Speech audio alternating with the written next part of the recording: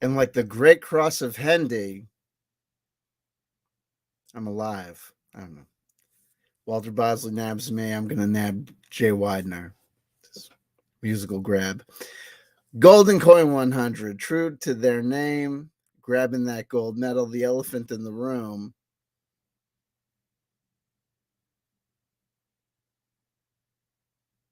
Some may make a reputation of not speaking about the elephant in the room. Not us. Never goes unnoticed. Silver medal onto thee. Mario Heat. Am I on the wrong timeline? All I know,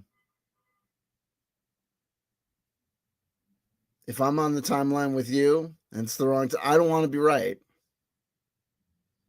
Mario Heat, if you're on it, it's the right timeline. We got Prag Magic with us. Oh, Shazam, working and listening. Who you lying to? You know you ain't working. You ain't working. It's Jonaside. Howdy, it's me, Jonaside. You've never felt the need to say that you were Jonaside before. Now I'm suspicious. Okay. Brief reminder, folks. Today is still February 16th, 2023. I'm on the East Coast of the United States, showing a standard time of 6:17 p.m. So you still have time. We are following the 20-year nostalgia loop. 2003, February 16th, 2003, Fox aired not one, not two, but three episodes of The Simpsons. February 16th, 2003. Two brand spanking new episodes. The terrible Barding Over. The less than terrible, pretty good episode. I'm spelling as fast as I can.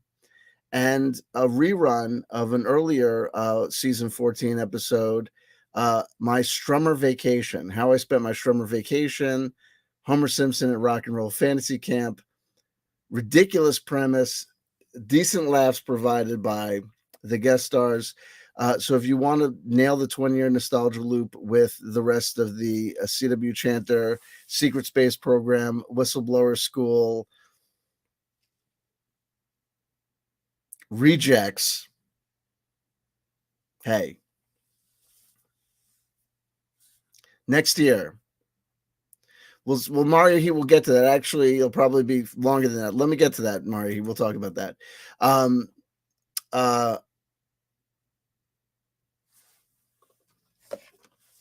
Destiny came out in 2014. I've got the cup to prove it.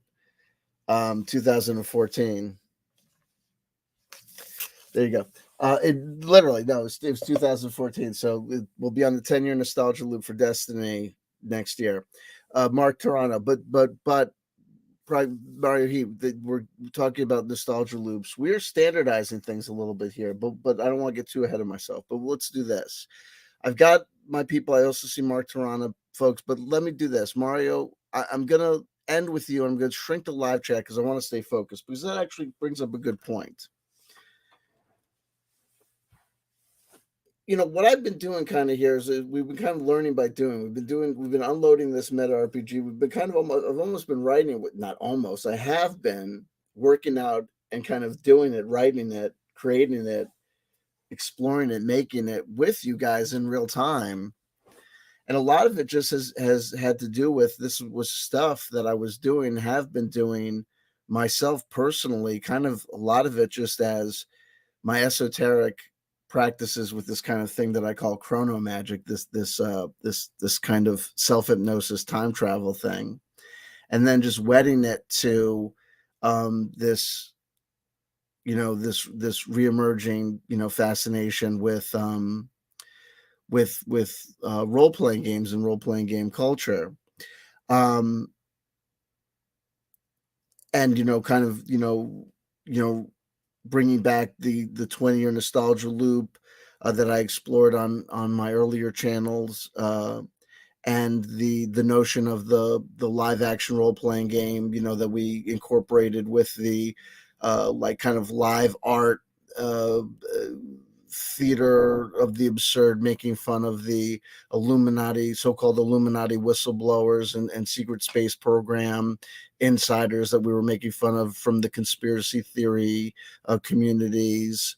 When I was doing that over at CW Chanter as well, with the CW Chanter Secret Space Program Whistleblower School, where after years of looking at these, guys with these, and gals with these crazy stories about being, super soldier, spy, FBI, undercover agent, activated in the middle of the night with a secret phone call, despite the fact that they are, 450 pounds, lovable loser from, Parumph, whatever, I kind of figured out what the game plan was, what their kind of, storyline was. We formed this kind of, I kind of burnt down what the kind of the whole script of being one of these people was. It's a pretty standard script. And so I created this LARP of the CW Chanter Secret Space Program Whistleblower School, like how to be one of these whistleblowers.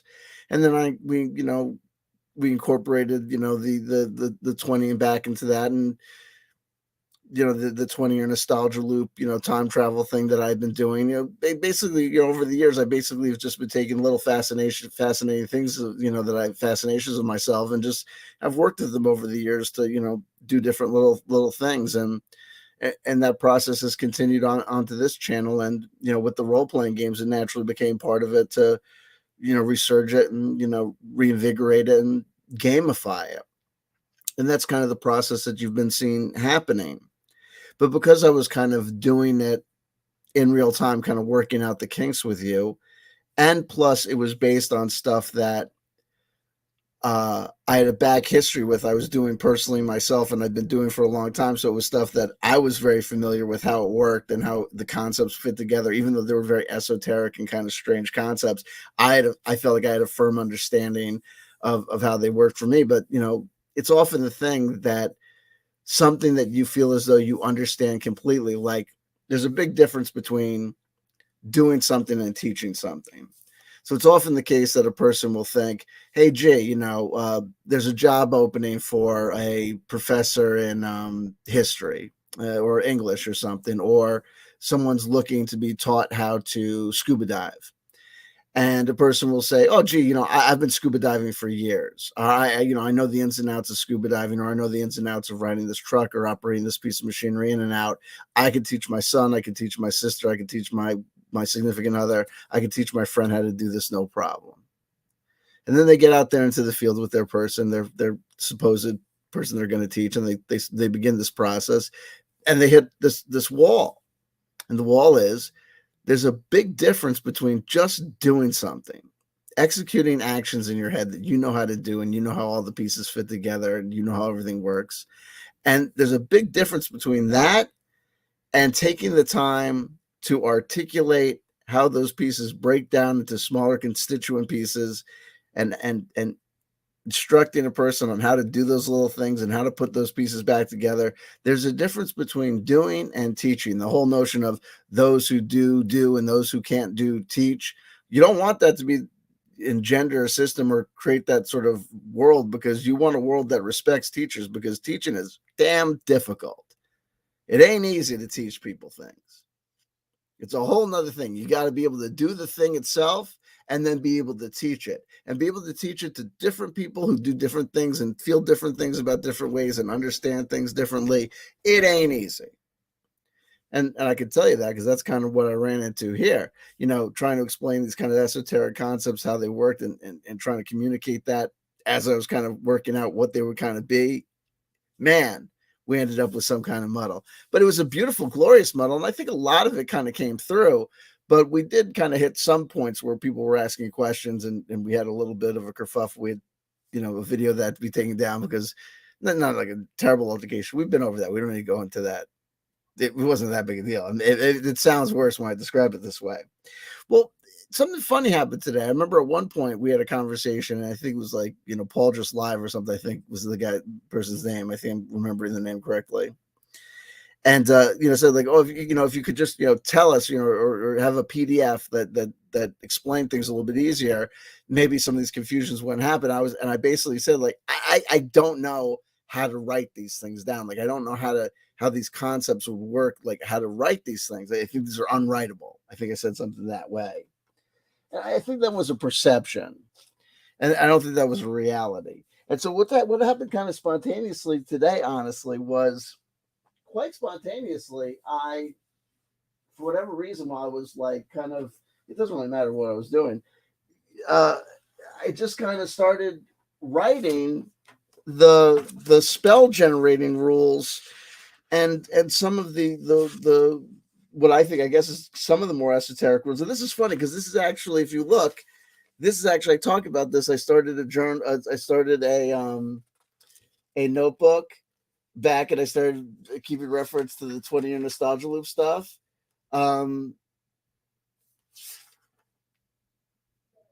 This might have been one of them.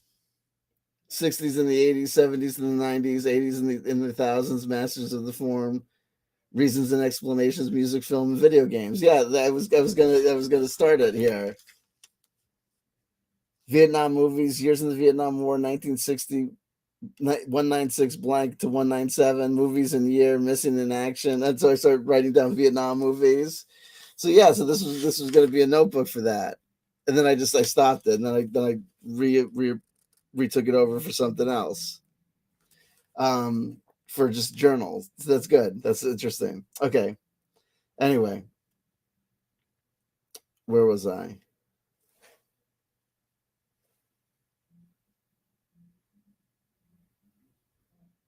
Okay, where will I be?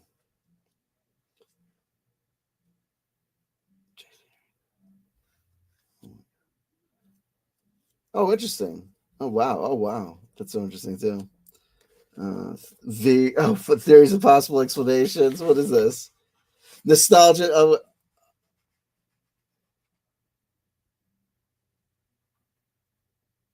Oh my god.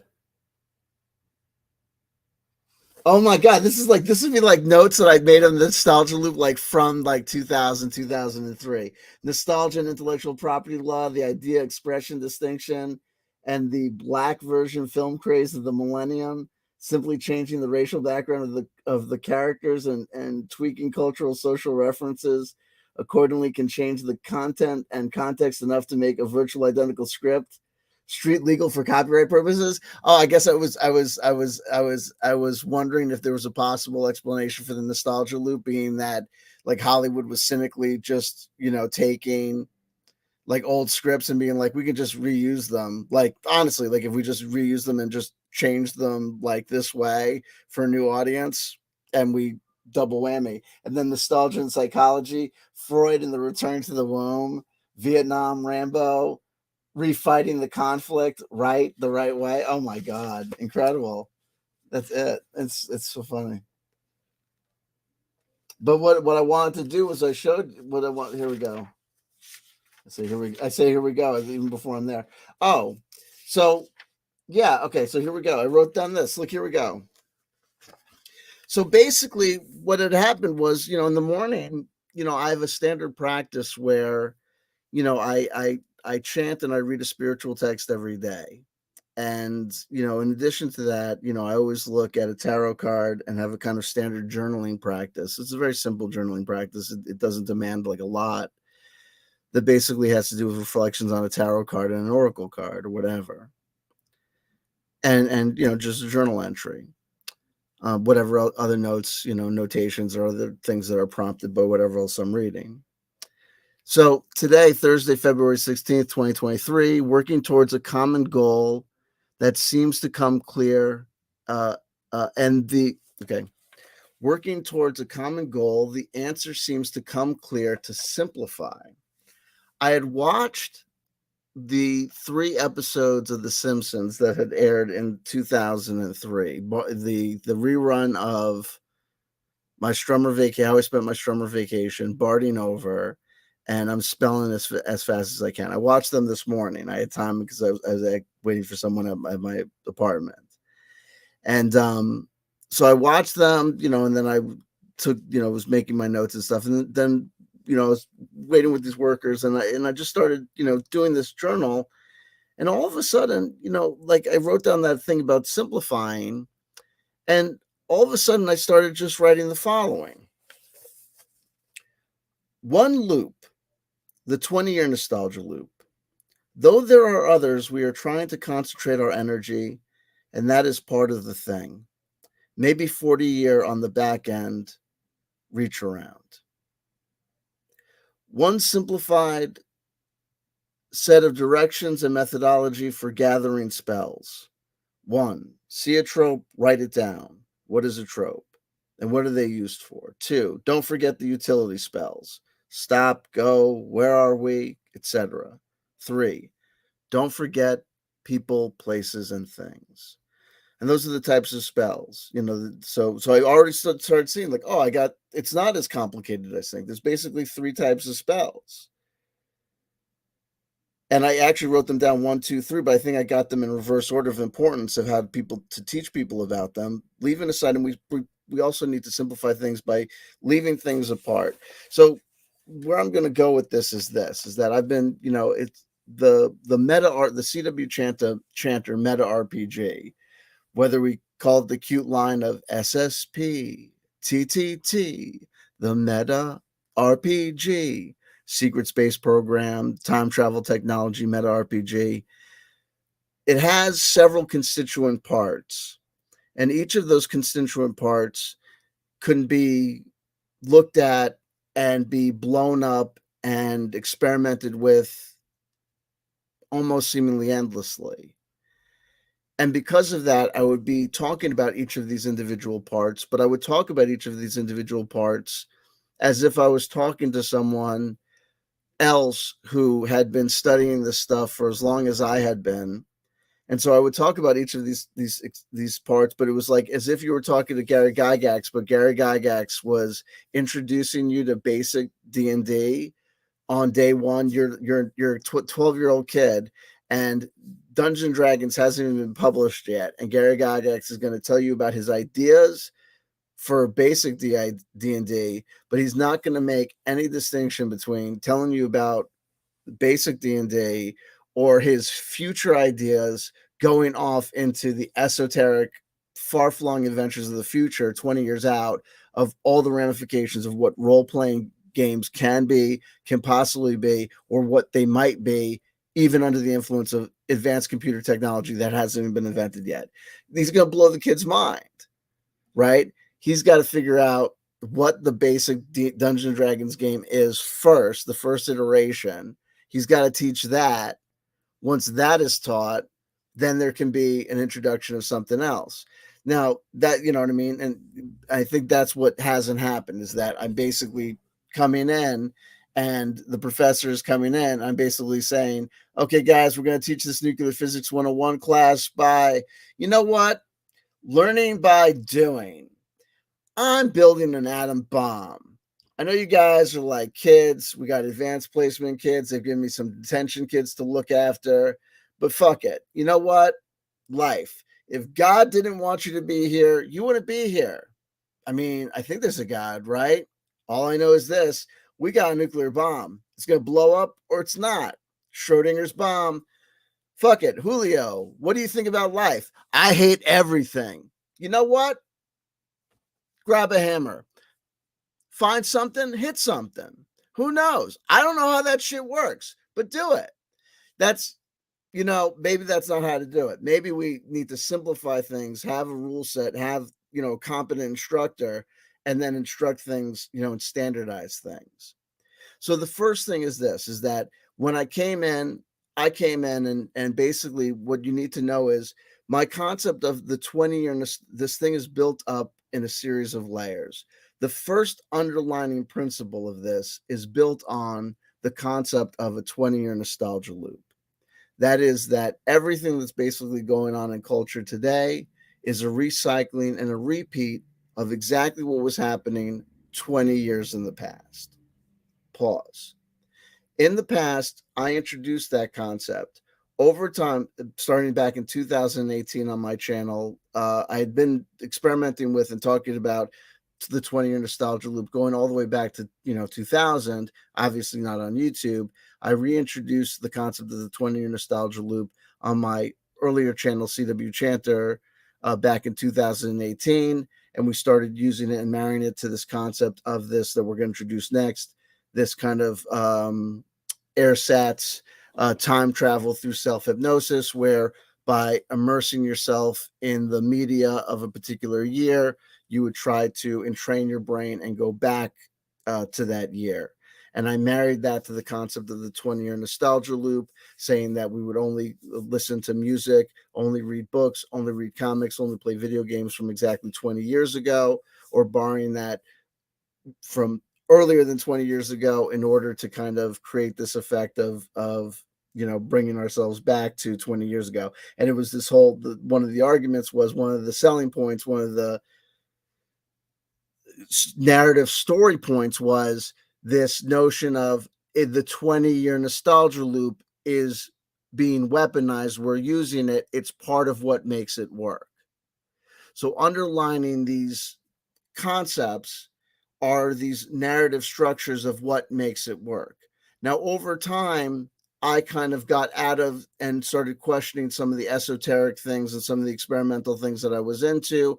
I had a lot of crises in my life, a lot of self-examination went on, and I also started looking at these things of the nostalgia loop in a much more practical way. And so I started talking about things like other concepts of other nostalgia loops, like a 25-year nostalgia loop, a 30-year nostalgia loop, 40-year nostalgia loops, et cetera, et cetera. So when I came back here and started talking about the nostalgia loops back into a more esoteric sense, I had brought back with me the baggage of not only talking about the 20-year nostalgia loop, but also talking about these other nostalgia loops. What then ended up happening was, when I started then talking about the nostalgia loop again, I was basically trying to explain, demonstrate, and sell you on the nostalgia loop. But I'm not just trying to sell you on the 20-year nostalgia loop. I'm basically trying to simultaneously sell you on all the different nostalgia loops. And that's a muddle. It's like trying to sell. It's like not trying to convert you to Scientology. I'm trying to convert you to Scientology, Mormonism, and Jainism simultaneously. It's kind of hard to do. And so part of what I'm going to be simplifying things here is we're nailing it down. The CW Chanter Meta RPG is going to be going through basically like kind of a rough standardization in order to kind of make things work. So there's going to be a lot of things that I may have introduced earlier and said, oh, we can do this, we can do this, we can do the other thing, that I'm basically going to be saying to you now, hey, it's not like I'm telling you can't do whatever the heck you want to do. You can do whatever the heck you want to do. But much like Commonwealth Chanting, the religion that I created and talked about on my other channel, CW Chanter, if you do the game that I'm doing, then you're in tune with me, then you're on the same page with me, then you're doing what I'm doing, and you're doing the same thing. And I think it's cool to call what you're doing, the CW Chanter, Meta RPG. And if you're doing something else, you're doing something else. So this works by trying to get us all kind of on the same page. So some of the things that I kind of left loosey-goosey and kind of said, you can do it like this or you can do it like that, I think in order to make things work, we kind of have to say, like, much like Van Halen's Brown M&Ms, or the guy showing up at the monastery and being, told to get the fuck out of there and go away 3 times before he's let in the door. There's certain things that we're going to have to do, even if it's Japanese tea ceremony, even if we don't think that it's actually doing something, we do it to do it. It's a practice. All of this is a practice. We're trying to focus our brains. We're trying to focus our minds in order to achieve a result. Okay, so it is what it is, and if it goes where it goes. So basically, how it works and how it continues to work is basically this: is that the modus operandi is this. The fuel for this operation begins by leaving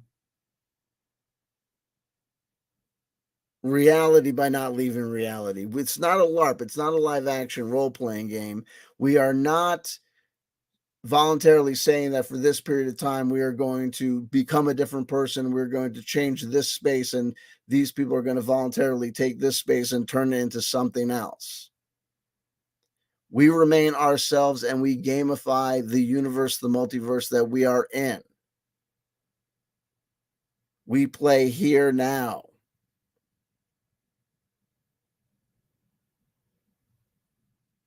Though our brains may move back in time, our conceptions are we can, much like a person can go to sleep and dream, we can go other places. We remain that dreamer. That dream takes place within a shared reality.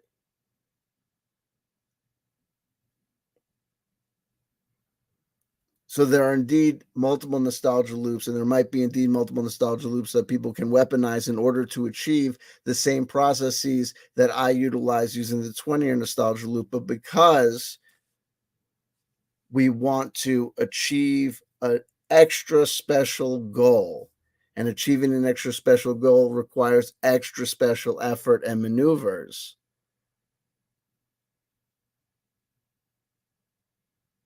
it is the teaching of the Time Lord C.W. Chanter that the way you play this meta RPG is you first accept the underlying premise that the 20-year nostalgia loop is at play. If you need time to go and reflect on the world to see that the 20-year nostalgia loop is at play, you can do so. It is very hard to see the 20-year nostalgia loop at play today because the 20-year nostalgia loop has been at play for so long. It's been feeding back on itself for so long. You have the 80s on top of the 80s, on top of the 70s, on top of the 60s. It just has become very gelatinous and pushed together. That's part of the reason that I have to say we have to go on one loop together and concentrate on one loop together. 2023 to 2003, a 40-year nostalgia loop to 1983, because that's the 20-year nostalgia loop from 2003, because that'll let us see how the recycling happens. But people going all over the place, we're just not going to get it. There's not going to be able to be a communal sharing.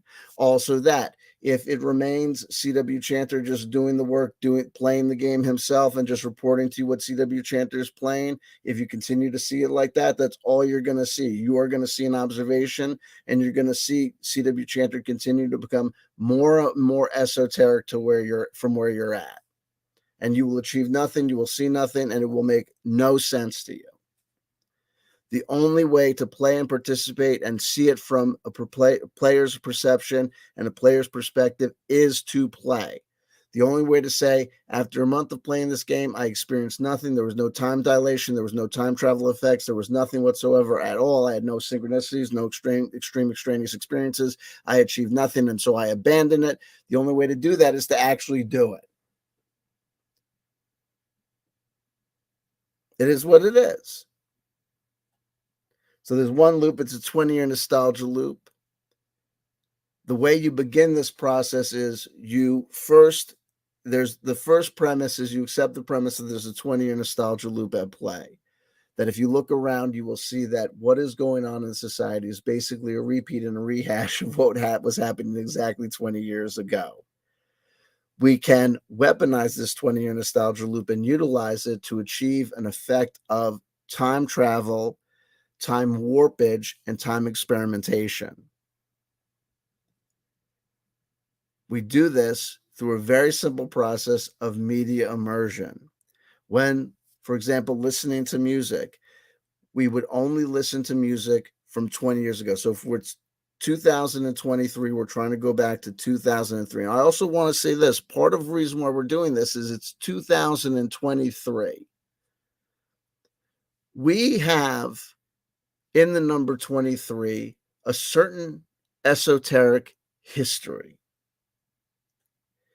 And in this year, we have William Burroughs. And we had the discovery of William S. Burroughs in this process of me doing this. And I've had real experiences.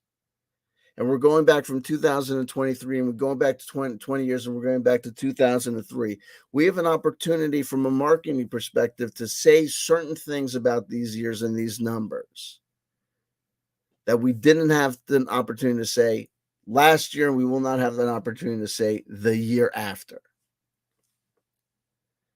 By sticking to a 20-year nostalgia loop, we force ourselves to say, this stuff is relevant to us now, and this is the material that we will be able to work with now. And next year, we will work with something else. And next year, we move on. And by doing this, by focusing ourselves, we force ourselves to change our habits. We will force ourselves to behave differently than we would otherwise. And that is another part of practice, including the fundamental question, the fundamental recurring question of when it interrupts your life, when it interrupts what you would normally just want to do or be allowed to do as just a normal person, just wasting their time or just doing whatever, not wasting their time, just living life, you'll be asked and forced to ask yourself the question, why am I doing this? Which, trust me, is a question worth asking.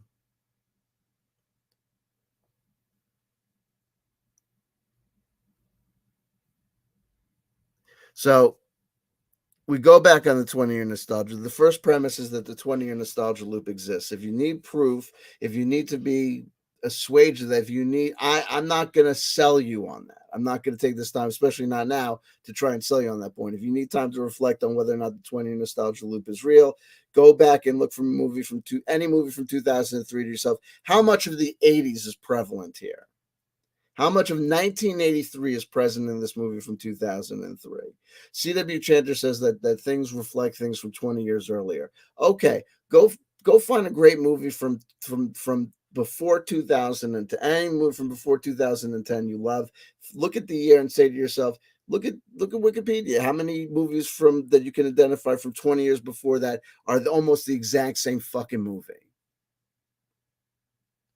Look at when they rebooted Transformers. Look at when they rebooted G.I. Joe. You will see these same cycles occurring over and over again. So the second premise is this: we can use this nostalgia loop to do this process of self-hypnosis by only listening to music, only reading books, only looking at comic books, only playing video games from that particular target year, because that target year is already so enmeshed and such a part of the current year, being on the 20-year nostalgia loop, because there's such resonance between these two periods of time because of this nostalgia loop, we will have an easy time to experience this time dilation, this time warpage, both these periods of time are occurring at the same place and have these weird effects. What effects you may experience, I'm not here to tell you. I cannot predict the specific results you may have. I'm not here to tell you what specific results to expect. I can tell you things happen.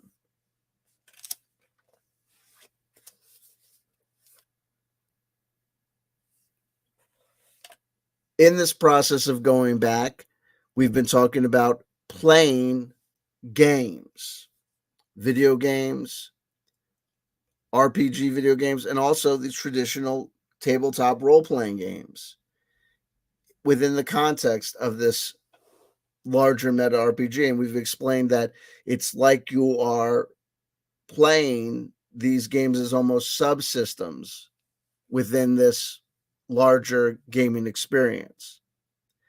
Because if you're going back to 2003, and also this is part of the reason why we need to why I think it makes sense to to hold on to one nostalgia loop with one feedback loop. If we just say everyone goes wherever they want to, there's no standardization and everyone's all over the place. If we know that we're all supposed to be in 2003, there is only a handful of current game systems in 2003 that were, because if we're trying to only listen to video games, only play video games, only listen to music, only read books that were made in a particular year, they're only, or from before that year, closely before that year, there's only a certain amount of things that apply. So in 2003, there's only we can know that there's big contenders. We know that 2003 was when Dungeons and Dragons 3.5 rolled out. So if you're playing Dungeons and Dragons 3.0, it came out in 2000. That's before 2003. That's fine. But Dungeons and Dragons 3.5 was rolled out right on 2003. We also know that this series of fighting fantasy books published by Wizard Books came out specifically in 2003. This edition published in the UK in 2003 by Wizard Books. So while originally published in 1986, the Trial of Champions, the Wizard Books version, was published in 2003. Okay? This original fighting fantasy book was 1983. That would be on the 40-year nostalgia loop. We could use it because it's on the 20-year loop to 2003, so we could study it like as the 20-year loop to that. But I think going beyond that, having more than just 2 years that we're using as our points goes crazy.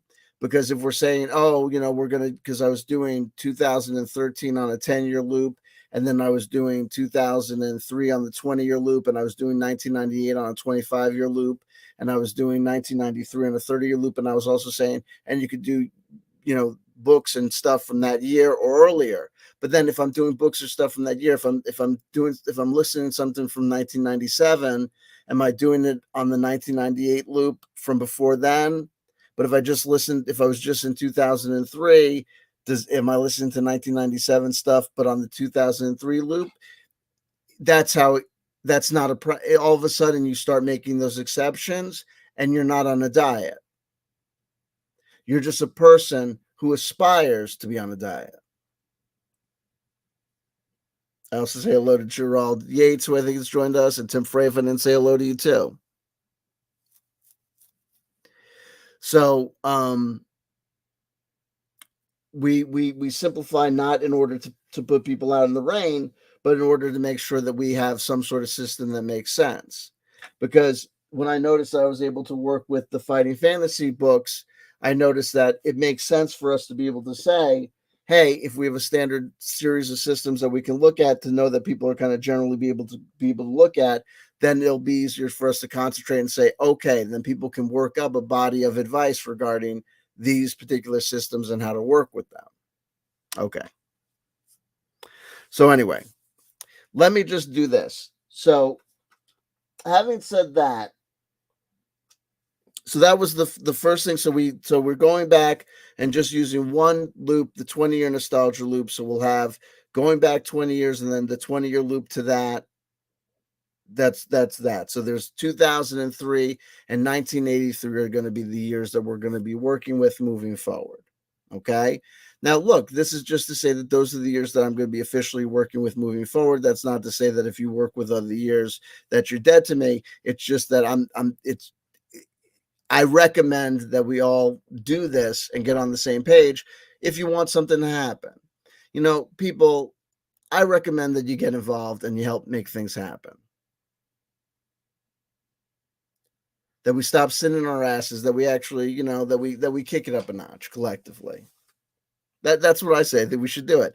Okay, anyway. So going back to the spells, so then when you're playing this meta RPG, you can play RPGs within it. There's Dungeons and Dragons, there's the fighting fantasy games, whatever game that you play, just bearing in mind that you're using the same rule set that you do with any other form of media. If you are aiming to be in 2003, you're aiming to use role-playing game systems and role-playing game tools from 2003 or earlier. I say it earlier because, look, when it comes to music and streaming services, that's one thing. When it comes to things like more esoteric things like books, like RPG books from 20 years ago, if you're using a book from 2000 or using Pathfinder, like it just, what I mean? Like, I think you'd be a little more flexible. You just want to be as close to it as you can. Anyway, in that process, let's move then to the next thing that I think I can explain, which is this process that I explained of the gathering spells from movies. So, in this process of trying to go back in time, you are watching, you're listening to music, you're watching TV and movies from this particular target year, say 2003. In earlier videos, I explained that during this process, you would be gathering what I called and referred to as spells. That you would be watching these movies, watching these TV shows, even reading books. And when you saw something, when something jumped out at you, when you got triggered, you would write it down, and this would be a spell. And I explained, what this gathering of spells could kind of be, how it would work. And then I kind of explained how you would use it in any sort of way, and these very esoteric ways. And I kind of explained it, but it was a very esoteric process. And the way I explained it, I think, was very esoteric. And so people, I think, kind of came back with a lot of, we kind of get it, but maybe a lot of, huh. So I think I've kind of simplified it down. And I think if you take a look at the video that I explained about fighting fantasy characters and how to use the application of spells with the fighting fantasy characters, and then listen to this recitation of the spell creation process and put those two things together, it might make sense. Actually, I'm not. Well, it is what it is. I mean, actually, I'll do questions and answers at the end. I just don't want to get sidetracked. I love you, Gerald. I mean, I just don't want to get sidetracked. So okay, here we go. One loop, the 20-year nostalgia loop. Though there are others, we are trying to concentrate our energy, and that is part of the thing. 40-year loop on the back end reach around, because of it's the 20-year loop to our 20-year loop. And so it makes sense for us to be able to understand it and see how that works. It also will help teach the 20-year loop and its existence. One simplified set of directions and methodologies for gathering spells and what they are used for. And then I had three examples of spell types and what they're used for. And here's the first iteration of how I did it. I said, see a trope, write it down. What is a trope? Don't forget the utility spells like stop, go, where are we, etc. And then finally, don't forget people, places, and things. But actually, I think I have them in reverse order. So here's the most important one, I think, is people, places, and things. This is a category of spells. So when you're watching these movies or TV shows or reading a book, now you can only generate spells from 2003 movies and TV shows or books, or 2000 or 1983 TV shows, movies, and books, and you can only use 2003 spells with like 2003 RPG systems, and you can only use like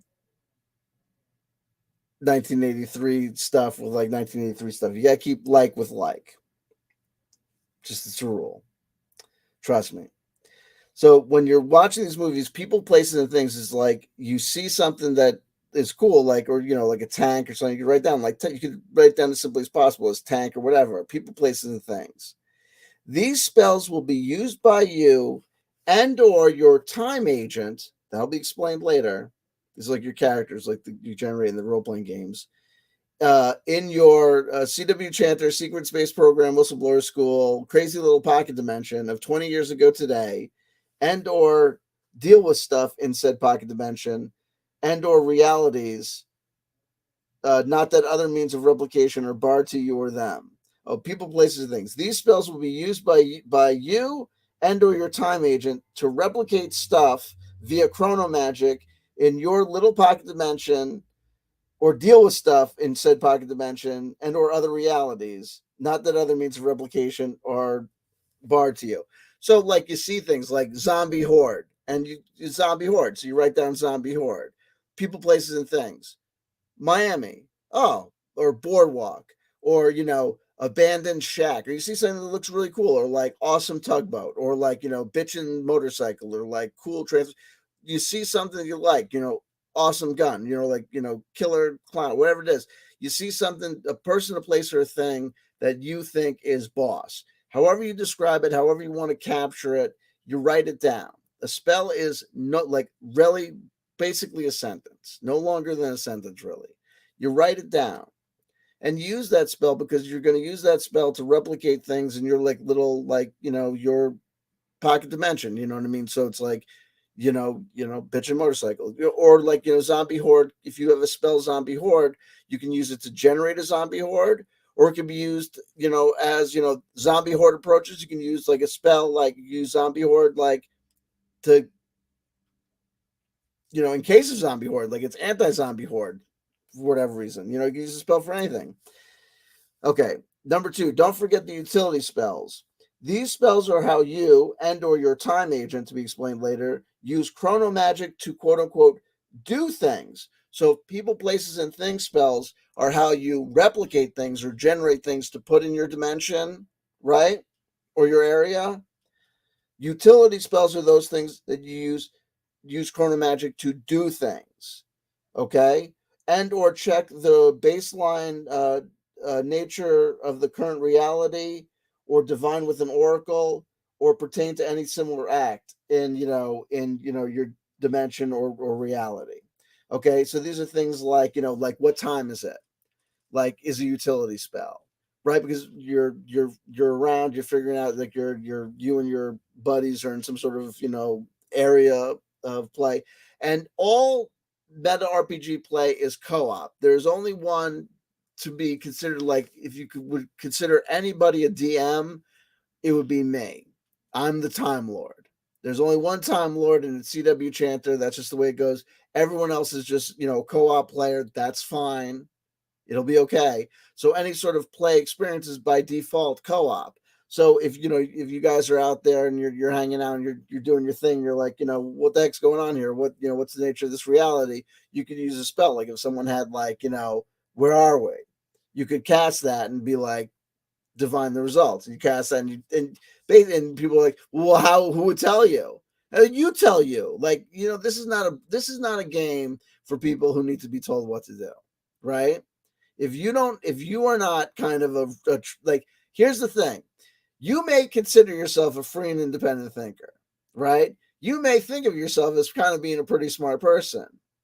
If you have a tremendous amount of time, a hard time with this game, you might not be, number one, as free a thinker as you think you are, and you may not be as independent a thinker as you are, and you might not be as smart as you think you are. I hate to be that guy, but it really may be the reality of the situation. Okay? Because if your first response is, wait, divine and oracle, and wait, so I'm supposed to roll dice and figure out, well, you didn't say you have to roll dice. You can do whatever you can roll dice. So if I get the number 32 and I just ask, what time is it? Is it 32? I don't know. Is it? I'm asking you. And I'm asking you. But I thought you were the Time Lord. Yeah, I am. So shouldn't you know the answer? I don't know. Should I? I'm asking you. I'm asking you. You get it? I get that I don't like this game. I get that you're fucking stupid. Oh, that's you see. If I don't get it, I'm stupid. Yeah, you figure that out. See, you have that. You see, you know what I mean. You're not worthless. I'm kidding. It just might not be for you. There you go. So there you go. So you figure it out, guys. You know what I mean? It's like you look at a tarot card. It's like it doesn't tell you. The tarot card isn't like what I mean. Some people read tarot cards like that. Some people are like that means like, oh, 6 of Swords. You're gonna be going on a trip by water. Are you sure?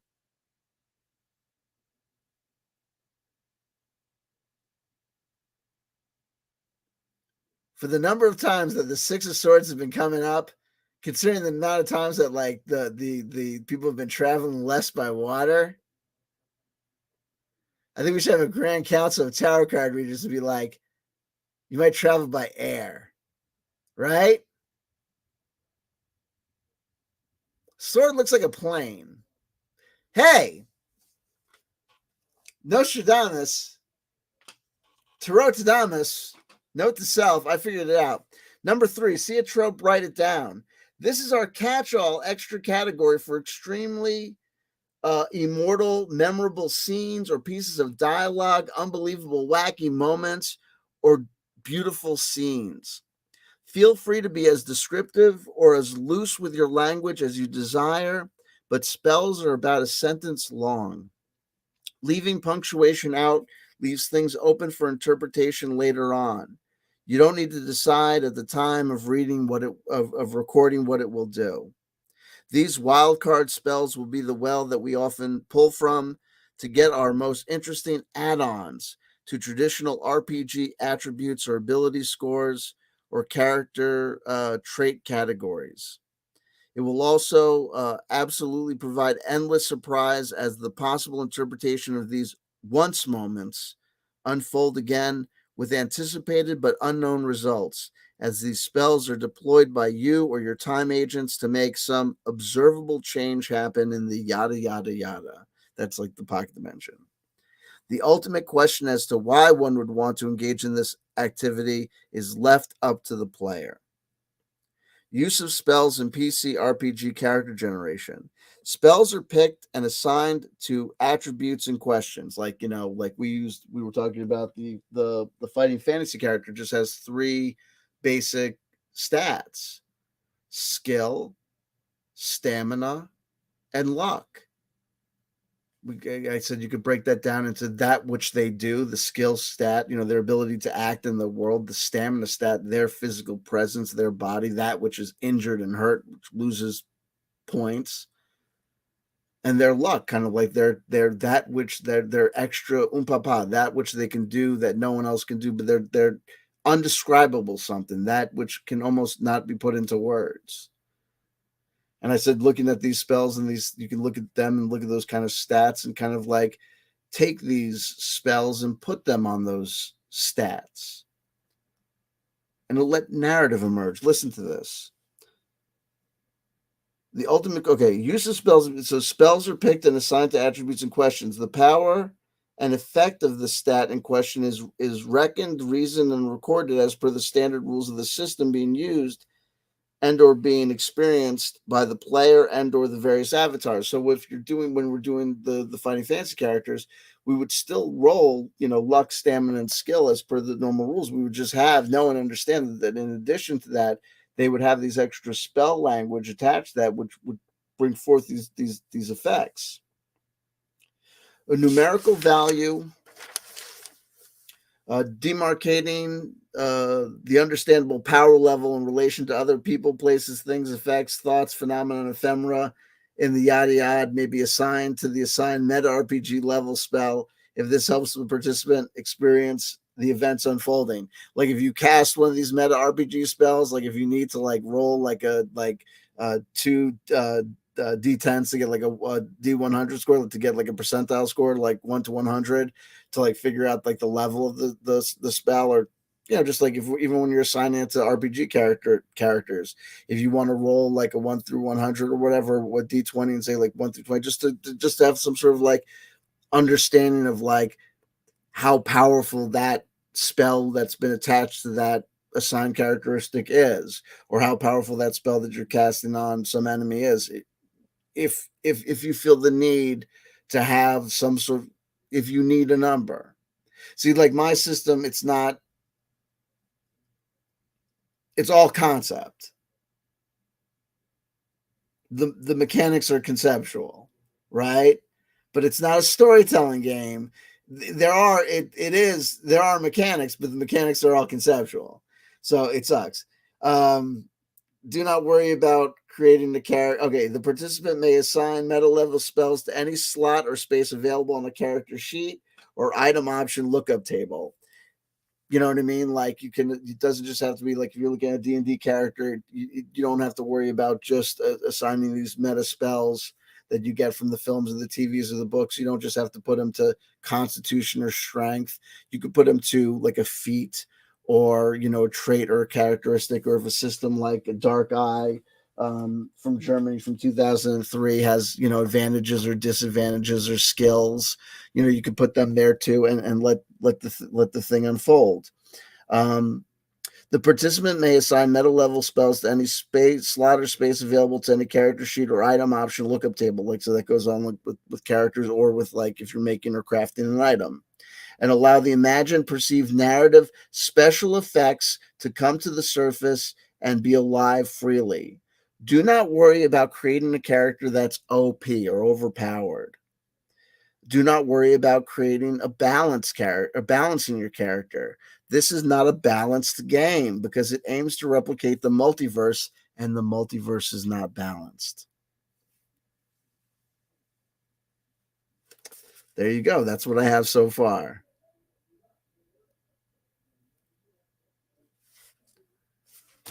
That's what I have so far. So that's what I mean via simplification. And so, how did I do? Did the spell language help? Did anyone help understand everybody else?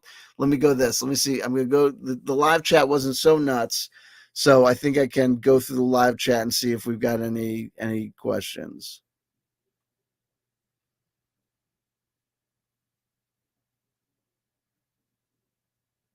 Rugged Source, back from the gym. I gained 35 XP. Absolutely. Good for you. Congratulations.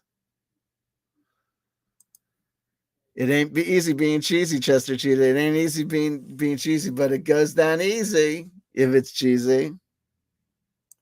Mutate. I want to know why make the time loop happen? What's the advantage? Good result. Well, what do you mean by making the time loop happen? So the argument would be that, well, the time loop exists. The 20-year nostalgia loop exists. Are you asking me why? Why would we go back in time? Why would we engage in this process? Here's the it's been I'll repeat this, and I'm not. Let me just make sure that I'm just going to say this explicitly because I wrote it down explicitly, just so you know.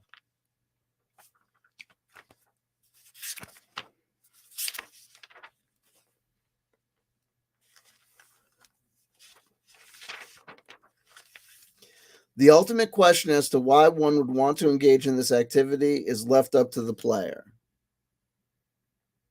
So to the degree that I think that I understand your question, the question is up to you. The question is up to you as to why to participate in the time jump. If that's what you're asking. If I'm not understanding your question, you could obviously take another swing at articulating it. And if I don't understand the question, that doesn't mean that you're not articulating well. It's kind of bizarre. Say hello to Gerald Yates.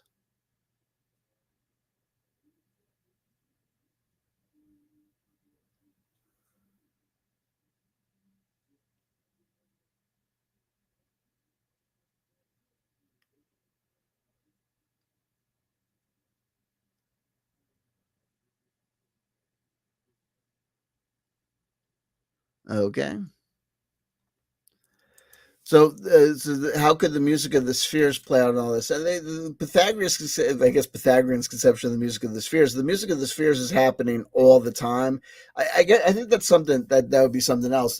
The only way that it would engage would be if you were speaking about actual specific recordings inspired by the music of the spheres. I would say to you this: if there is something that has not been introduced into the conversation via what I've been talking about, unless everything that I've been discussing has been, kind of grokked and understood, there's probably no reason to want to go out into the music of the spheres. This is not a system designed to teach you how to fly a Cessna. This is not instructions on how to bake the ultimate raisin cake. So we don't need to ask whether or not the substitution of brown sugar for the cinnamon would change the flavor palette markedly, right? Because there's no flavor palette at play. I mean, the music of the spheres is music. I mean, I mentioned music, but Gerald, God bless you. And I'm going to tell you another thing. Guys, I don't know, God bless you, but you know what I mean? Like, it is what it is. New spell, tramp stamp. Absolutely. But, and I also want to tell you this. Here's another thing that I want to make explicit.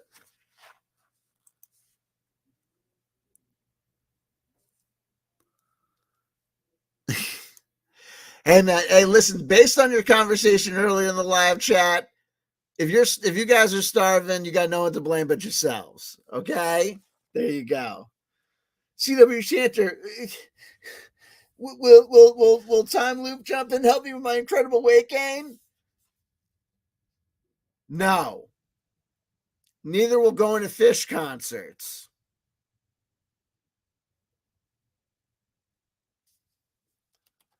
I kid. The snacking. The spell, the generating of spells, because you generate these spells by watching these movies. You watch these movies, see a trope, write a trope down. But because that makes these spells rare. And if we tie ourselves to the 20-year loop, and this is another thing of why we want to tie ourselves to the 20-year loop, that means that we will only be gathering spells from particular movies for particular periods of time. So, for example, if we take a movie like, there's a great line in the movie Minority Report that came out in 2002. A young girl says to the Tom Cruise character, "Is it now?" For a role-playing game that, like a meta RPG that we're playing, that statement, "Is it now?" as a spell is fucking priceless. Right. To have a spell, is it now? To be able to ask that question in game space, to be able to ask that question as a spell, to be able to then charge that spell, ask it, and then pull a tarot card, divine sign, or take a communal aspect of the room, or do a remote viewing session, guys in the room, and say, what the fuck is going? Is it now? What do people think the answer is? Is it, that's brilliant. She says that once in that movie. If we're saying that you can cultivate movies on the 20-year nostalgia loop, that means, well, first of all, that we're not cultivating that movie in 2023 because that movie happened in 2002. So, it is what it is. We're going to have to wait for 39 more years before we can do that again. But that line, you'd have to watch that every time you watch that movie. You have to watch that movie. You get that line one time. So that's like a priceless spell. So if you think about these spells are kind of transferable. So it's like I think of this as kind of like esoteric Bitcoin, right? So a person who had gathered like a particularly like priceless spell, like if the person is really good at articulating spellcraft, like watching the spells, and they're very honest, like a person knows, like they don't bullshit when they say that they watched that movie, they watched Revenge of the Nerds back then, and they wrote down that spell. That they really wrote down that spell. So if a person has a really, really valuable, like good spell that you need, like what time is it? Or, rest assured the baby won't die. She'll come back, for real this time, or something like you feel that you or your family feels that they need. You might be willing to pay that shaman, that medicine woman, that time traveler, that chrono magic practitioner, big money for that spell. Why not? Especially when people start catching on that my shit works. Oh, and answer your question, like, what I mean? Like, why would you want to do this mutate? Because it fucking works. How about that? You know what I mean? You guys ever see that part of the movie where the person tunes in and they're like, hey, man, if you're listening to this right now and you're waiting to see, that part of that movie where the person goes, and from this point on, you either decide now if you're going to go down this road where everything just stays the same and then eventually you die and it's, oh, what happened? Nothing. Or you go down this road and it gets really fucking scary and creepy and freaked out and real strange, but it gets real fucking strange, real creepy and crazy, but at least something's fucking happening, man. Well, that's happening right now. It's happening right now. How involved do you want to get? You can get involved, but you got to get involved. That's why I just answered your question. Oh, no. Here's the other thing. There you go. That's true too. John, if you saw it in 2000, if you legitimately saw it in 2003, that, and again, folks, like I say these rules, if people, I'm not telling you to cheat, but remember, Also, rugged source. Here's the other thing I want to do. So we got the rule sets. Try and simplify the rule sets. Hopefully, I'm doing a good job of simplifying the rule sets. Hopefully, I'm getting there. You guys will give me the feedback and let me know if I am. Okay, but check this out. I also want to do. We're going to do next is examples of play where I'm going to help you to know like how I think this stuff will play out with people playing co-op. So I showed you the fighting fantasy things. What I want you guys to do, like here's rugged source. I'm still stuck on character creation via Edge of Empire rulebook. Hopefully, meta RPG character creation is simple. Okay.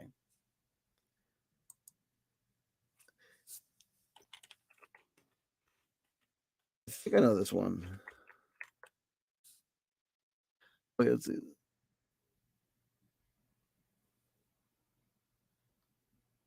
Let's see if we go.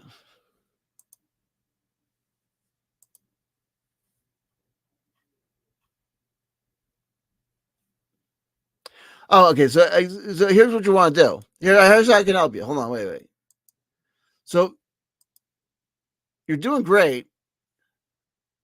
So this is the fantasy. So this is the third Star Wars: Edge of Empires, the third Star Wars role playing game. The first one was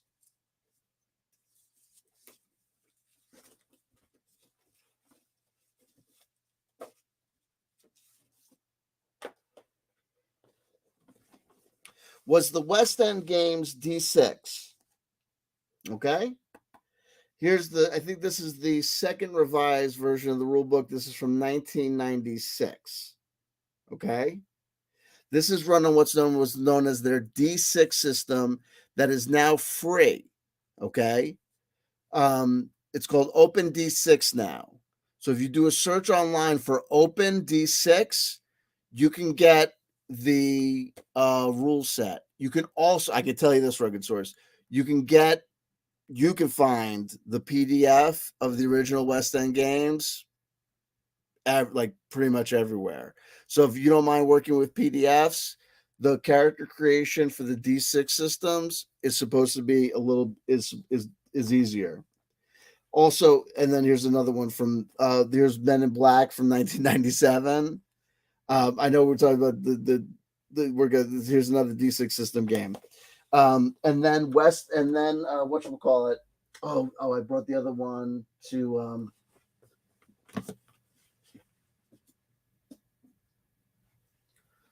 in 2000, the year 2000, Wizards of the Coast put out a D20 Star Wars game that was, a D20 system. So it's not exactly the same as Dungeons and Dragons 3.0, but it's very similar. And then the game that you have is the newest version, is Fantasy Flight's version. So you're not on the 20-year nostalgia loop. So I can't really help you, but I can tell you this: if you want rugged source, you've been a great supporter of the channel and whatever. If people want help with the meta RPG stuff, I can help you. And rugged source, the easiest thing for people to do is this. If people want to know what the easiest thing to do is this,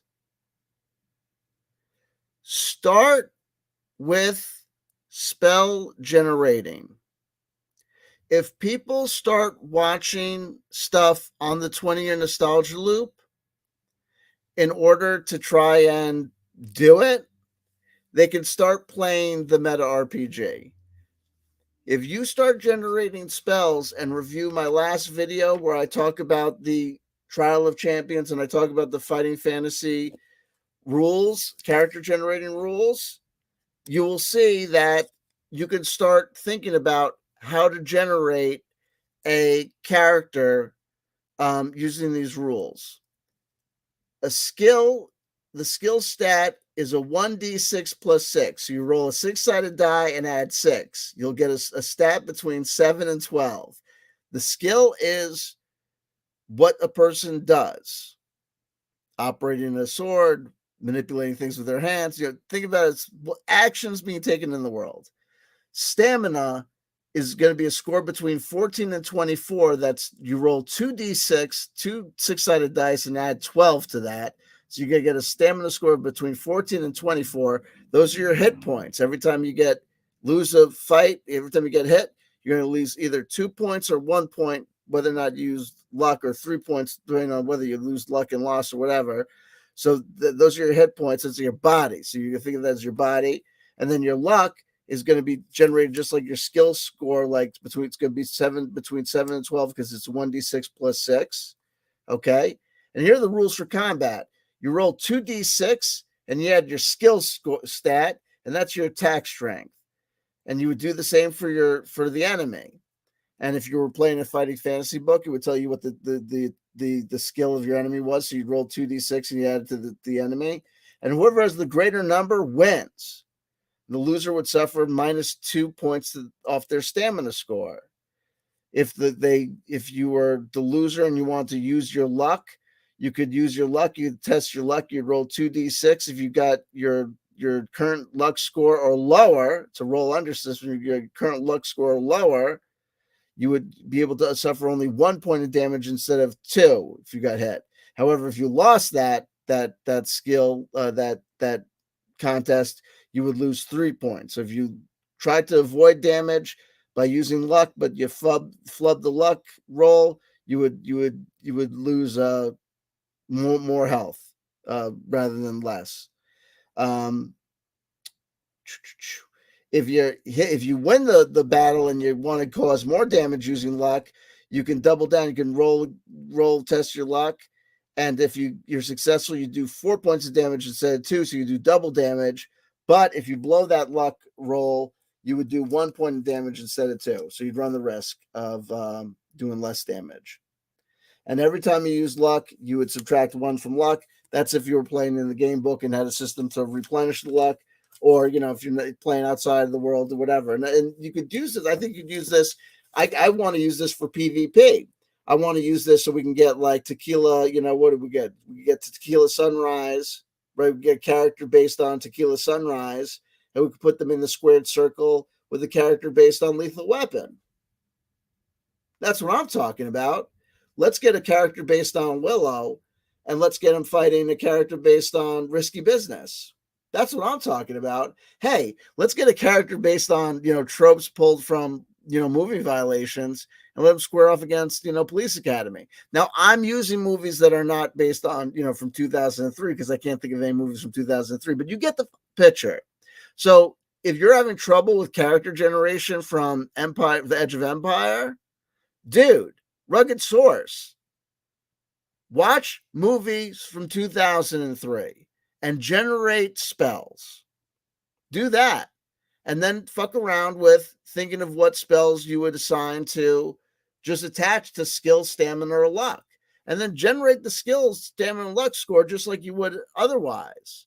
And you can find these fighting fantasy game books. You can find these PDFs online too, if you don't want to plunk down the $5.95 or whatever. But if you want to, here's Citadel of Chaos. Here's a book from. It was originally published. The text is 1983, so that's in the 40-year loop. These versions of the fighting fantasy books are from 2017.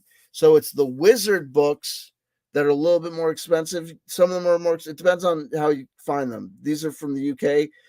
The Wizard books are the ones that were 2003. So these are dead on for the nostalgia loop for us. So approved systems for 2003 directly are Wizard books from Fighting Fantasy, dead ass on 3.5 Dungeons and Dragons. And there's got to be more shit too. I'm thinking of. I've got Legend Odinson joining us. Ever try the solo journaling RPGs? Haven't tried yet myself. Seems interesting though. A lot of those are interesting. What about negative dice actions? Oh my geez. Codenamed Dungeon Siege. We're asking all sorts of things. So All of these things. Here's the other thing. What is it that you actually want to use the system for, and what is it that you're actually trying to achieve? Every game book that you buy, every RPG that you buy, presents itself and comes to the market trying to achieve a lot of different goals for a lot of different people and be a lot of different things for a lot of different people. I'll give a great example.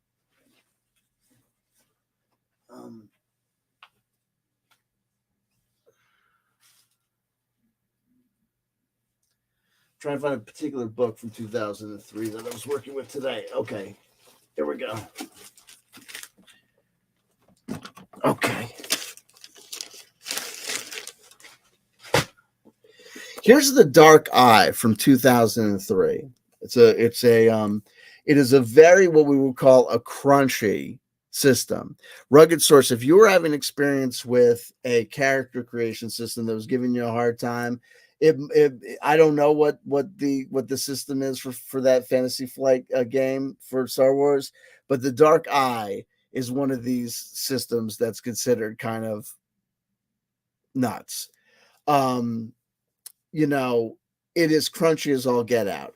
So when I first started reading it, I quickly ascertained that it wasn't a game that I was going to necessarily play, right? So it's like, well, why read it? Like, why do it? And it's this. My reasons are my own. So a lot of the reasons that I do the things that I do, are very esoteric and very, very idiosyncratic and may not make sense to anyone but myself. Number one, there is an assumption on my part. There is a faith-based belief that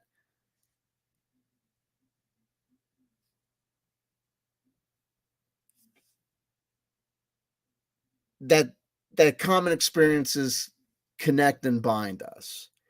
That when I read the same words that some other person has read, that somehow draws us closer, and that there's some sort of great sorting that occurs in the universe, and that we are coming closer to those who are kind of, similar to each other. And I don't know that that's the case. This is just, you have to know and understand something, that a lot of this has to do with, me trying to avoid, doing drugs and drinking, so like I'm finding ways to like keep myself entertained. But like, I come up with these like crazy, this is my solo RPG. My life is my solo RPG. I have these crazy thoughts and ideas and these crazy fantasies, and I think them out. It's like I have these bizarro conceptions of these like metaphysical nutty things, like this whole meta RPG, this whole notion of like time traveling by watching fucking B movies from 2003. But that's my jam. Like I have but one life. I don't necessarily know that there will be an afterlife, but for the time that I have, I can't think of any, better way to spend my free time other than coming up with things to do rather than doing other things that people have laid out before us.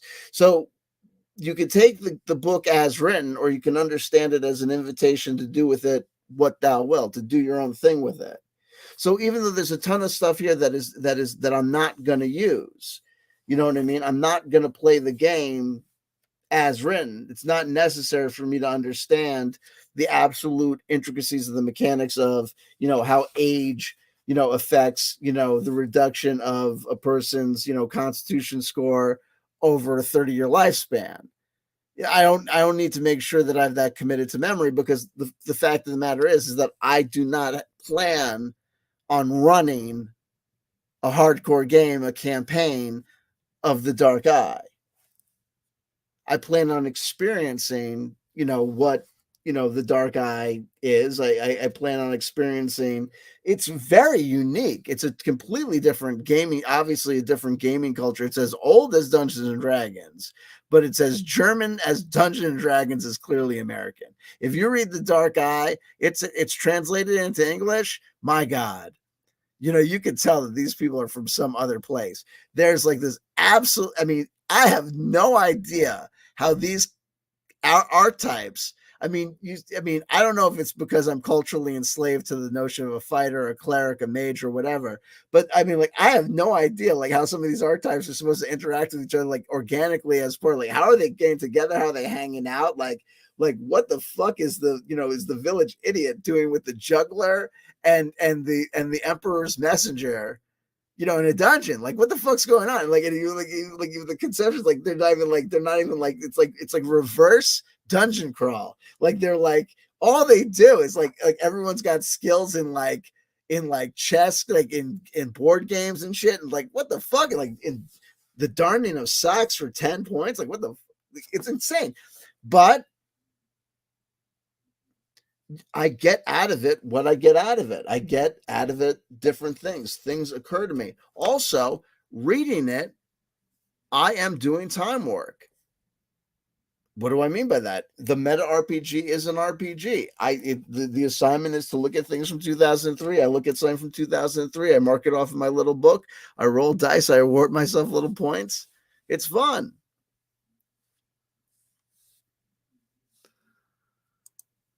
Rugged Source, I just downloaded the Dark Eye Basic Rules of the Dark Eye Magic of Aventuria. You got to check, because here's the thing. With the downloads, we got to be careful, because the thing with me is always the copyright.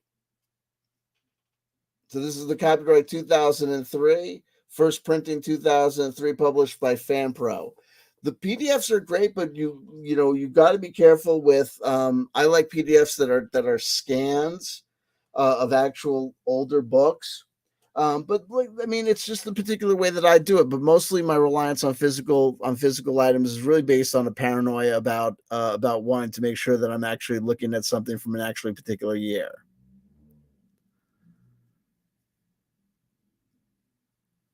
I said both. Geraldine Needs, as they say, common or comic. I said both. Pick one. It's an illusion. It's Schrodinger's word. Anyway, folks, listen.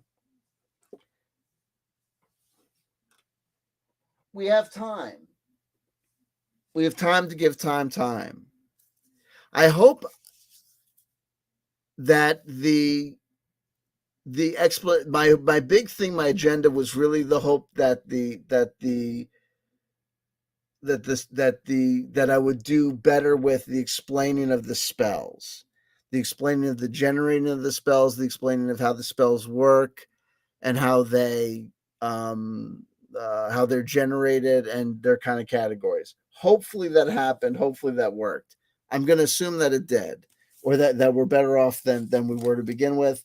And obviously we got it out of the way to explain that we were kind of going to be concentrating down and looking at just the 20-year nostalgia loop, with the 40-year nostalgia loop as its 20-year nostalgia loop.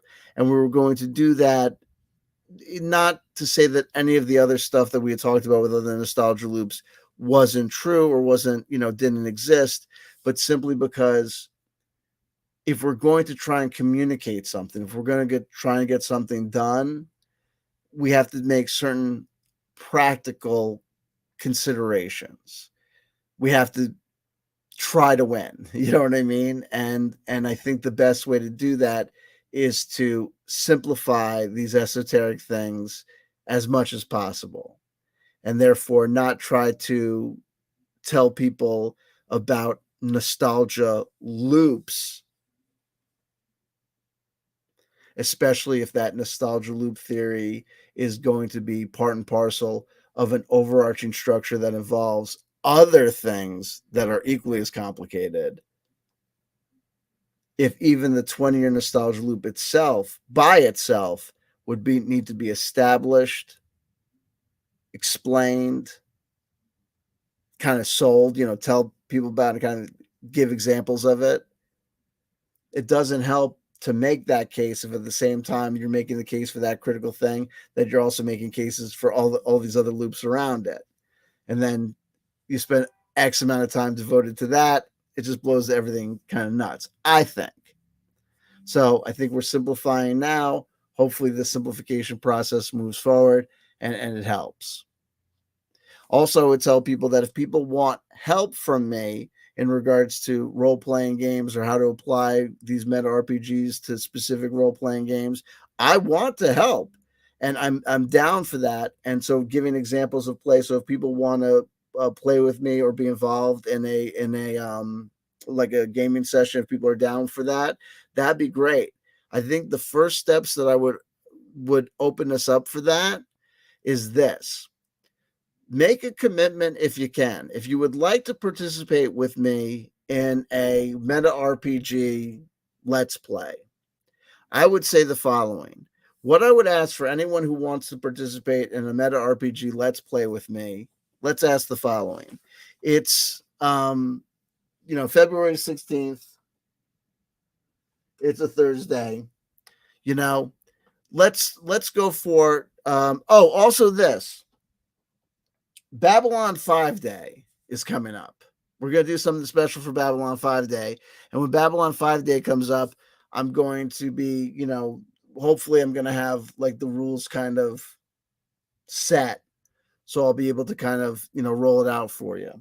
And Babylon 5 Day is on February 22nd, 2003 was the debut of the made-for-TV pilot episode of Babylon 5.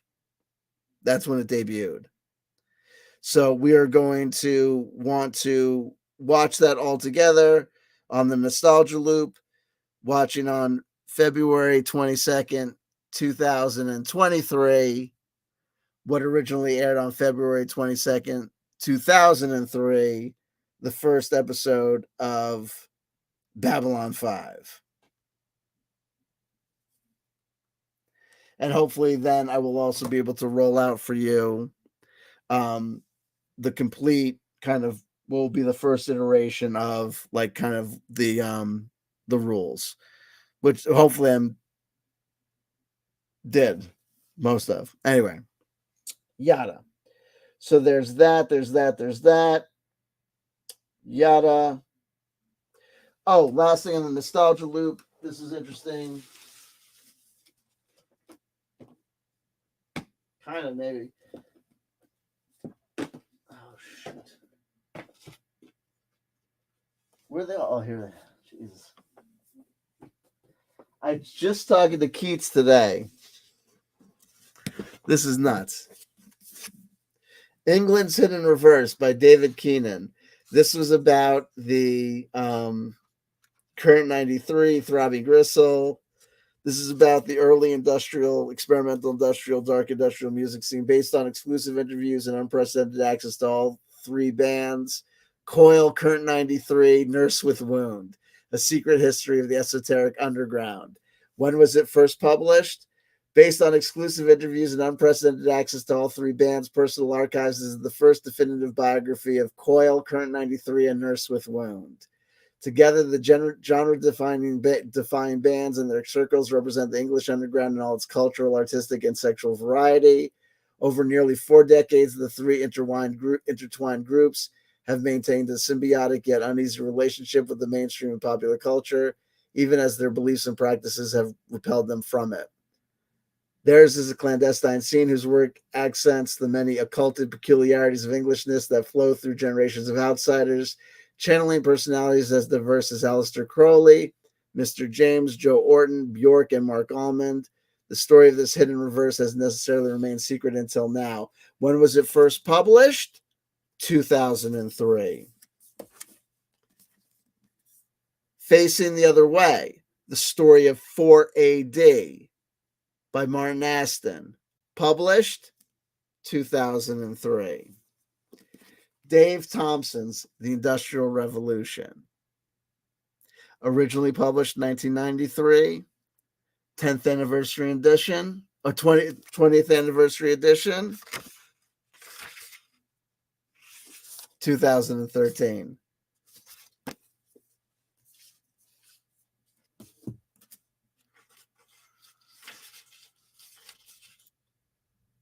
Up, 2013. I'm sorry, 2013.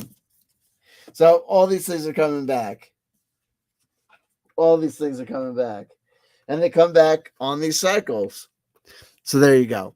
Folks, I love you. I love you. I love you. If nobody told you they loved you today, somebody just did. That's somebody CW Chanter. I'm still trying to control my consumer spending. I had a little slip up that I reported to you. I said I need to talk about. But, I don't have any credit card debt, I just, see a problem, note a problem. And now, of course, I'm doing this thing of making the 20-year loop tighter. So I've got even more material that I basically say I'm not going to look at. But in doing so, hopefully, you concentrate on the material. You just say, actually, stuff might actually get read and utilized. But I interrupted myself. Oh, my apologies for that. Getting glottal. My apologies.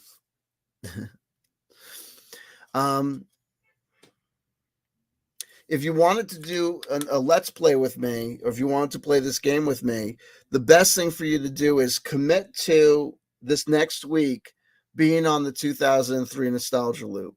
Only listen to music from 2003. Don't get into fights with anybody, but only listen, so don't go crazy. And you don't need to go to, bars with your fingers pressed in your ears. If you hear something from another era, it's not going to destroy you. But when listening to music voluntarily, when making your own media choices, only listen to music from 2003. You could do this for a week. It's easy. Only look at movies and TV shows from 2003. Really, if you can even concentrate, if you can not watch YouTube videos from the modern era, really do what you can to make it like you're in 2003. You don't need to go crazy and, hunt down the food you ate in 2003. You don't need to go crazy and like turn off the radio if someone's listening to the news. You don't need to go nuts and like, get this wrong kind of gas or whatever. You don't need to do anything other than when you listen to music, only listen to music from 2003. Barring that, if you have to listen to something else, listen to something from before 2003. And it doesn't have to be shit that you heard in 2003. It's not like, I know there's techniques where you listen to stuff that you specifically listened to in 2003 or watch stuff that you particularly watched in 2003 to bring yourself back. This is not required. Don't impute requirements that I didn't say. The only requirement is that you only listen to music from 2003 and you repeat that basic rule in every other form of media. TV, books, video games, role-playing games. Only play shit, only do shit, only interact with stuff that was actually from the year that you're going to. So stuff that was actually published in 2003. If you're going to use a role-playing game or role-playing game book, use a role-playing game book from 2003 or from before 2003. And really try and make it 2003. And if you can do that for a week, and when you're watching the movies, generate spells like I told you, like I talked to you about. Don't worry about if you're doing it wrong or doing it right. Just generate spells. Watch these movies, write down sentences for the things. You see a thing you think is cool. Cool Abrams tank. Cool Abrams tank. Awesome dude with shotgun. Awesome dude with shotgun. Hottie with a body. Hottie with a body. Bedtime for Bozo. Bedtime for Bozo. Crank it if you yank it because I like it like that. Crank it if you like it because whatever the fuck it is. You know what I mean? Blue-eyed baby goes wild. Blue-eyed baby goes wild. Man, that guy is crazy, and he sure does like to talk. Man, the guy, whatever the fuck it is, write down your spells. Write them down. Don't worry, you get them right, you get them wrong. Don't forget the utility spells. Do it all. Come up with your spells, and then we'll be able to then tell me you want to do it with me. Then we'll try and schedule up like next Friday. Not this tomorrow, but the Friday after. If you're down to clown, then we'll go. And then basically what we'll do is we'll create 3 or 4. We'll all sit around and we'll say, okay, who you got? What spells you got? And people will say, everyone pick like their favorite movie that they got spells off of, right? And then we'll pick everyone's favorite movie. Each person will have their favorite movie and say, okay, what'd you get? Blah, blah, blah. Okay, read your spells, and then we'll talk about, oh, that spell might work for this stat. We'll do Final Fantasy guys and gals. Because it's just 3 things. So for each person, you got to figure out that sounds like it could work for a luck stat. You put it on luck. Stamina, it could be like a thing. Oh, firefighter. Put on the stamina, the person's like a firefighter. It's like, oh, I get it. And they can make it like they're tough and like they can resist fire. I'm like, well, okay, I get it. And then we'll talk about it. And then people hear people talking, and it's like an example of play, like you see in these role playing game books. You get it? Rugged Source. I will be doing anime from 2003. Knock yourself out, baby. I love it. Generate mad spells from anime from 2003. Mad spells. Your hand will fall off. 4 of Wands. This is from the Egyptian Tarot from 2003. It won't let me be. It's a pip deck, so I got to take 3 seconds to remind myself what the actual 4 of Wands in a regular deck looks like. Now, of course, I'll blank because I can never remember shit. Oh, Christ. Those early wands are like, oh, I remember what it is. Okay, brilliant. Oh, and then we got the scarab beetle. Beautiful, holding it together and supporting it. Wonderful. Okay. Yes. And this is good for us today. And I see Pragmagic. I was working at a Blockbuster in a movie theater in 2003. So many damn movies to play with. There you go, baby. Spoiled for choice. And talking about covering the gamut, a movie theater and Blockbuster. Jeez Louise, got them coming and going, right? In one door, out the other. 4 of Wands. Here we go. Order. And on the 20-year nostalgia loop, this is good. We want a little order, and we want to set up some order. In an Alfred Lambermont Weber Rider-Waite Tarot deck, we might see the 4 wands arranged, creating kind of like a hopa, maybe a castle in the background, symbolizing almost setting up a wedding scene. And here the scarab beetle holding up these 4 wands in balance establishes the same sort of energy of things, natural things being brought into order by the hand of man so that they can work together to sustain things through time. We cultivate. We create through cultivation. And we work with the natural order of things.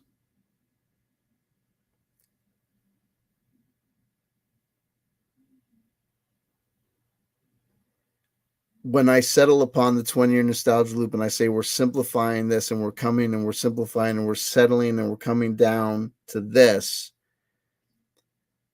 it's not a statement to say this is better than those other things or those other nostalgia loops don't exist.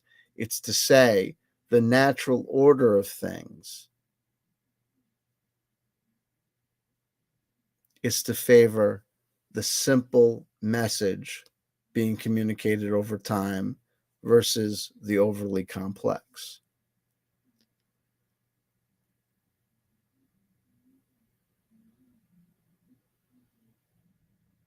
That if we want to achieve a goal, we need to look at all of the factors at play and realize that we're not going to be able to do everything.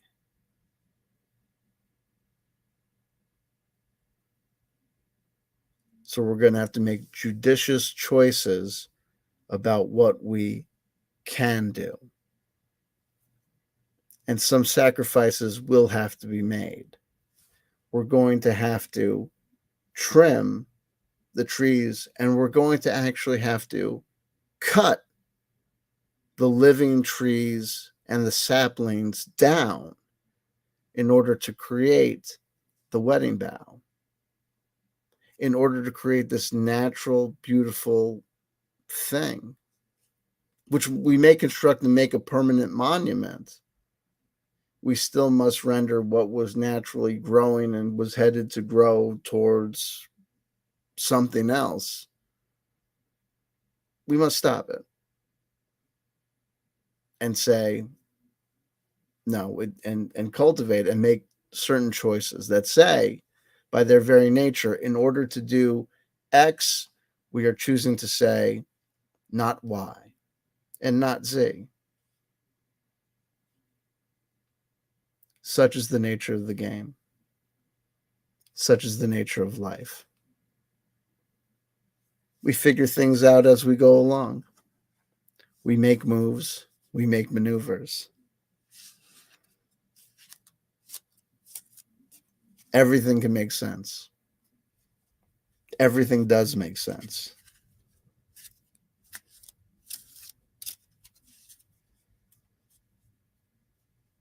In time.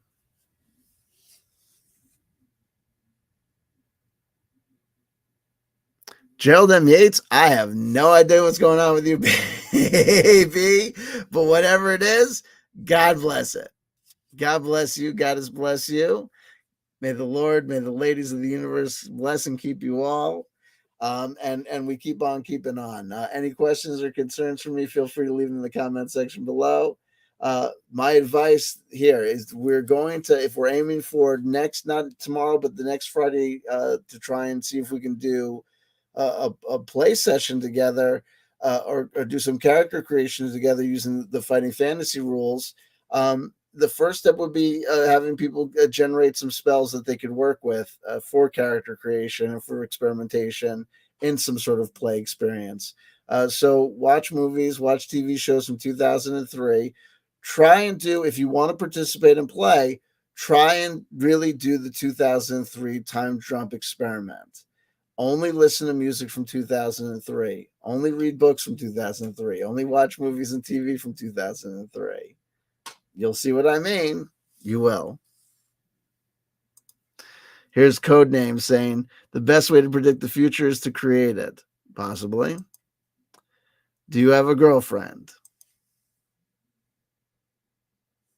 Who knows? Anyway, I love you. I love you. I love you. If nobody told you they loved you today, somebody just did. That somebody is C.W. Chanter, Professor C.W. Time Crime, allegedly. And I will see you when I see you somewhere in time.